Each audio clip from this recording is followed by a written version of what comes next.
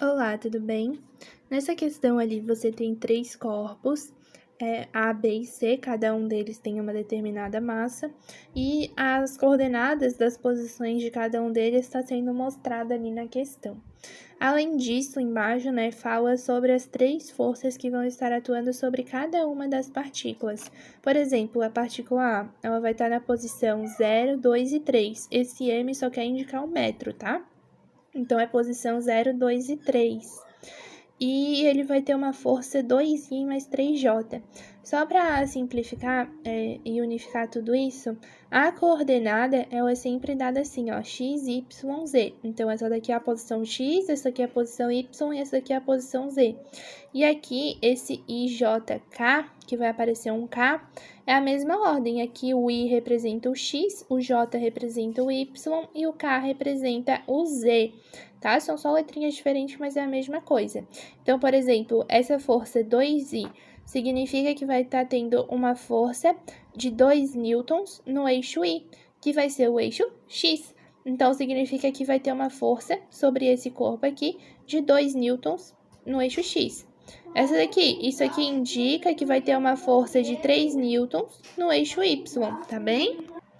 Então, ó, com a fórmula, né, força igual a massa vezes a aceleração, a gente consegue calcular a aceleração que vai existir em cada um desses eixos, e a aceleração em cada eixo vai mudar a posição naquele eixo, tá? Então, você vai pegar aqui a posição inicial em cada eixo, vai considerar a aceleração que vai estar atuando, e a partir disso a gente consegue calcular a posição final. Então, ó, força igual a massa vezes a aceleração. Para o corpo A, eu tenho 1 kg e então a aceleração é igual a força. Aqui, para o X, eu vou ter que a posição inicial é 0, S igual a S0 mais V0 vezes T mais AT quadrado sobre 2, tá? A posição inicial é 0, a velocidade inicial é 0, o tempo é 3, né, que ele pede após 3 segundos. A aceleração é igual à força para o x, que no caso vai ser 2i. Esse i aqui pode sair, tá? Você pode considerar só 2. No caso, a aceleração de 2 metros por segundo ao quadrado. O tempo 3 divide para 2. Aqui tudo dá 0. 2 vezes 9 sobre 2 fica 9. Então, a posição final fica de 9 metros no eixo x, tá? Então, a posição final é 9 para o eixo x. A força aqui vai estar no y, né? Porque aqui é j, daí fica y. Posição inicial para o y é 2. A aceleração vai ser igual à força, que é 3. Isso aqui eu botei o j só para indicar, mas no caso fica só o 3 mesmo, tá? Então, fica 2 mais 0 vezes 3, que a velocidade inicial é 0, mais a aceleração, que para o y fica 3, mais o tempo ao quadrado sobre 2. Isso aqui tudo... Isso aqui vai dar 13,5 mais 2 fica 15,5. Então, no eixo Y, no final, esse corpo vai estar na posição 15,5. Como não existe uma força no K, então o eixo Z não vai estar recebendo nenhuma aceleração. Se o eixo Z não recebe nenhuma aceleração, ele não varia a posição no eixo Z. Então, em relação ao eixo Z, esse corpo ele vai ficar com a mesma posição. Ele vai mudar só no x e no y, onde ele recebeu a aceleração. Então, a posição final para o corpo A fica 9 no eixo x, 15,5 no eixo y e 3 no z, tá bom?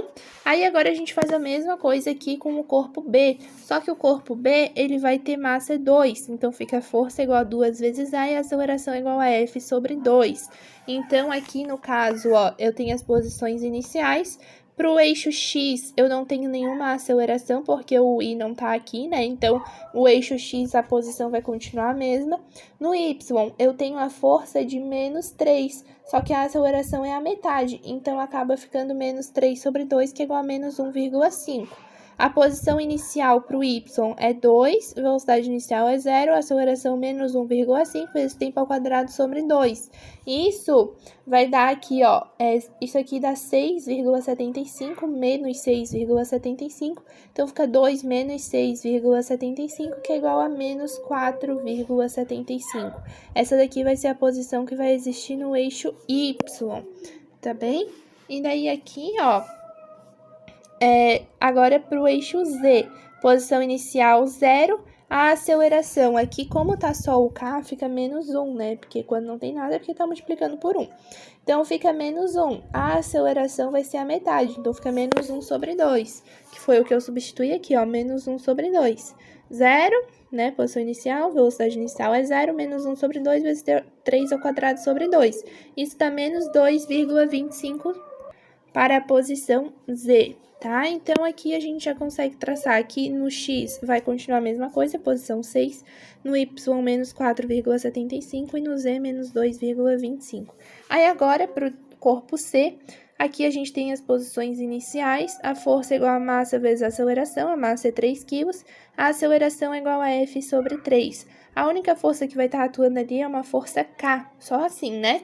Então, isso aqui vai indicar que ela vai estar só no eixo Z, no eixo X e no eixo Y não vai ter nada, então a posição final vai continuar a mesma. E só no eixo Z que vai ter o 1, como eu disse ali, né? Quando não tem nada é porque tá multiplicando por 1. Então, vai ficar 1 aqui, 1zinho, que no caso seria a força. A aceleração é igual a 1 sobre 3. Que é o que você vai substituir na fórmula. Então, a posição inicial para o eixo Z é 3, a velocidade inicial é 0, a aceleração é 1 sobre 3, vezes 3 ao quadrado sobre 2. Isso aqui é um dos 3 acaba simplificando aqui, fica 3 sobre 2, que é 1,5. 3 mais 1,5 fica 4,5. Então, a posição final no Z fica 4,5. Posição final para o corpo C, 5, 4 e 4,5.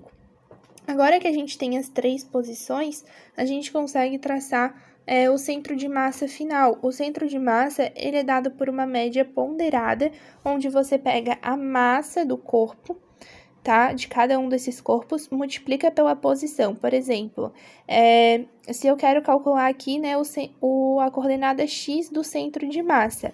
Então, é a massa do A vezes o x do A, mais a massa do B vezes o x do B, mais a massa do C vezes o x do C, isso tudo dividido pela massa do A, mais a massa do B, mais a massa do C, que é uma média ponderada, tá? É assim que você calcula. Então, aqui, ó, massa do A, 1 kg, posição X do A, 9. Massa do B, 2, posição X, 6. Massa do C, 3. Posição do C, 5, né? Posição X do C, 5, dividido pela soma das massas. Isso aqui tudo dá 6. Esse valor aqui fica 36, dividido para 6 fica 6. Então, a gente já sabe que a posição final X vai ser 6. O Y, mesma coisa. Massa A vezes o YA, mais massa B vezes o YB, mais massa C vezes o Y do C, dividido pela soma das massas. Dá 3.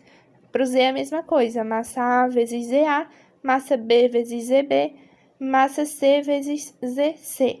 Soma as massas. Isso aqui dá 2. Então, no X, posição final fica 6, a posição fica 6i, que o i é o X, né?